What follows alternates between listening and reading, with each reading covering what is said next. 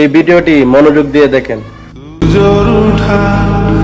কিরে এত ইমার্জেন্সি দেখাইলি?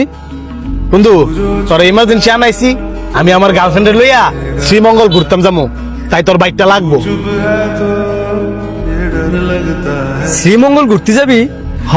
আর বন্ধু আমার ফ্যামিলি তুই যদি তোরা ফোন দেয় তুই কবি আমি তোর লগে আসছি, আর আমার অন্য বন্ধুরাও যদি দিন গায় তুই কবি আমি তোর লগে শ্রীমঙ্গল ঘুরতাম গেছি। এত দূরে গার্লফ্রেন্ড নিয়ে ঘুরতে যাবি, আবার নি কোনো সমস্যায় পড়স? আরে সমস্যায় পড়তাম না, তোর বাইকটা দিবি নাকি দেখো। তোর আমি কোনোদিন না করছি নে ধর। আর আমার একটা প্রশ্নের উত্তর দে তো। তোর আবার কি প্রশ্ন? তোর তো বন্ধু বান্ধবের অভাব নাই, এত বন্ধু বান্ধব থার পরেও তুই আমার লগে তোর সব পার্সোনাল বিষয় শেয়ার করেছে, আমি তো তোর ক্ষতির কারণে হইতে পারি। তোর প্রশ্নের উত্তর আমি দিমু, আগে তুই আমার একটা প্রশ্নের উত্তর দে। ক।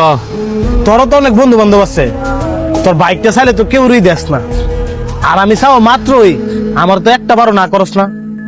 দেখ, অনেক অনেক বন্ধু বান্ধব থাকলেও প্রত্যেকটা মানুষের জীবনে এমন একটা বন্ধু থাকে যার প্রতি অন্যরকম একটা ভালোবাসা কাজ করে। রাইট, তেমন তুইও আমার হাজার হাজার বন্ধু থাকলেও সবার প্রতি আমার ওই বিশ্বাসটা কাজ করে না যে বিশ্বাসটা আমার তোর প্রতি কাজ করে।